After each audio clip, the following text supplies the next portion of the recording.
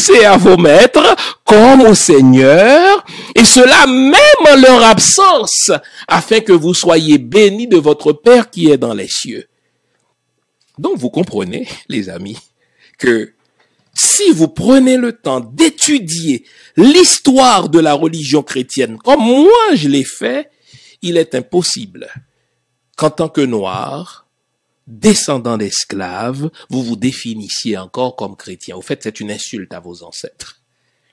J'ai déjà dit à ce micro, un Noir, un Africain, un Antillais, descendant d'esclaves et chrétien, soit par ignorance de son histoire, nous ne sommes pas tous férus d'histoire, soit par aliénation, on nous a aliénés, moi-même j'étais dedans, ou alors tout simplement par hébétude.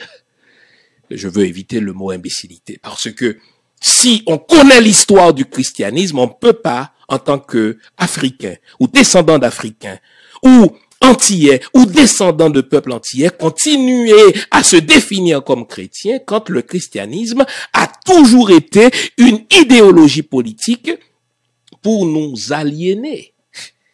Et lorsque le peuple haïtien s'est déclaré indépendant, les missions se sont réunies pour dire non, il nous faut répondre à cette menace, à ce défi et à cette anomalie. Comment vont-ils faire? Ils vont passer la main sur la Bible pour nous donner une Bible aseptisée, une Bible pour les négriailles, n'est-ce pas?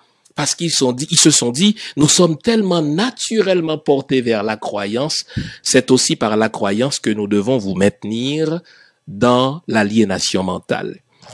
De 1915 à 1934, Haïti fut occupé par le peuple américain. Lorsque les Américains sont entrés en Haïti, ils se sont dit, nous devons réduire l'influence de la France sur le peuple haïtien.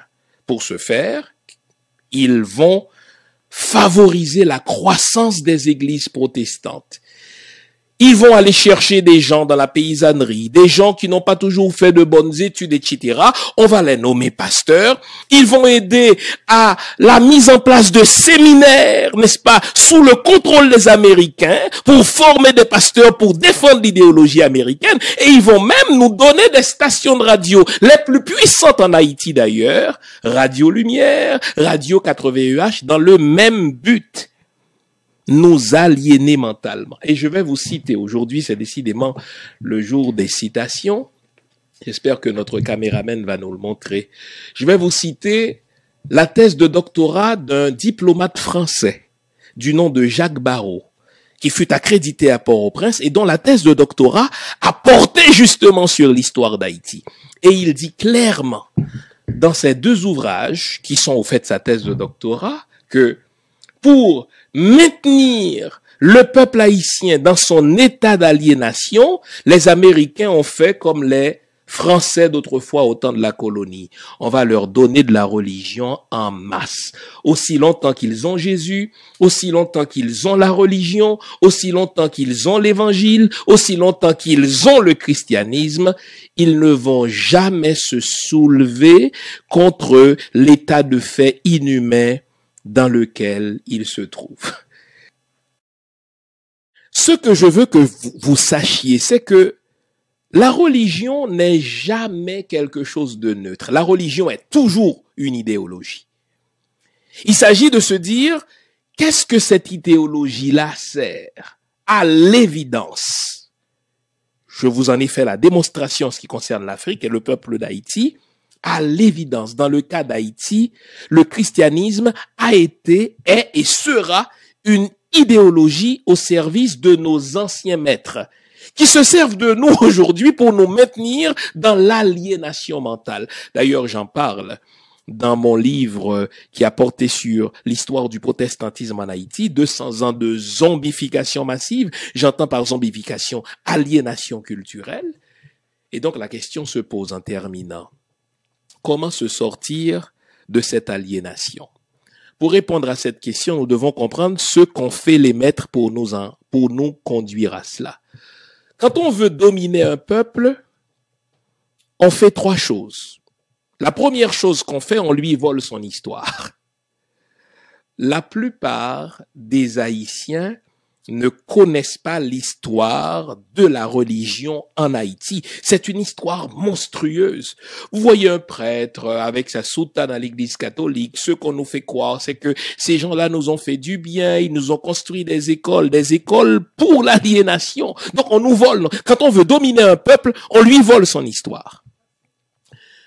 Deuxième chose, quand on veut dominer un peuple, on l'amène à se détester lui-même. Tous nos modèles, nos archétypes sont des modèles européens. Et quand il s'agit de modèles africains, nous les détestons. Ça vient de la colonie. Une belle femme, c'est une femme à teint clair. Une femme qui a de beaux cheveux, c'est des cheveux qui rappellent les cheveux de l'Européen, par exemple. Vous voyez, donc c'est tout cela. Et une bonne religion pour l'Haïtien, c'est la religion chrétienne, la religion du Maître, même si on passe par-delà toutes les cruautés que nous avons subies. Et la troisième chose qu'on fait quand on veut dominer un peuple, on lui vole son âme culturelle. Donc j'ai dit trois choses. On lui vole son histoire, on l'amène à se détester et on lui vole son âme culturelle. Quand on dit l'âme culturelle haïtienne, il y a un mot qui me vient en esprit, c'est le vaudou.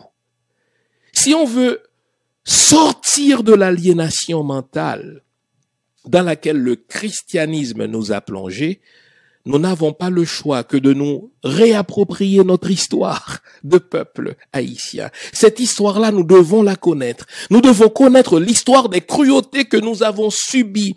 Nous devons connaître, n'est-ce pas, les cruautés que nous avons subies, mais aussi ceux qui nous ont fait subir ces cruautés-là. Et l'Église va apparaître en toutes lettres.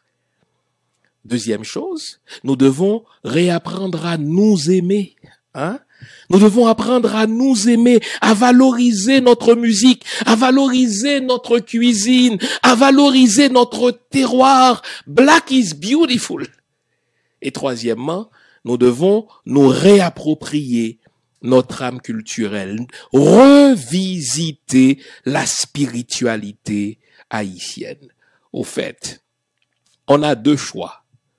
Soit qu'on accepte l'idéologie de l'autre, qui est au service du bien-être de l'autre, soit que je me réapproprie ma spiritualité et que je la mette à mon service, c'est-à-dire au service du bien-être de mon peuple. Merci d'avoir été à l'écoute. Je suis sûr que ça va vous faire réfléchir. Et puisque j'ai cité plusieurs ouvrages tout le long de l'émission, je voudrais y revenir. J'ai commencé par parler de mon livre Vaudou, je me souviens, n'est-ce pas? J'ai ensuite cité les deux ouvrages du père William Smart sur l'histoire de l'Église catholique, n'est-ce pas, de Saint-Domingue, depuis le début de la colonisation jusqu'en 2003.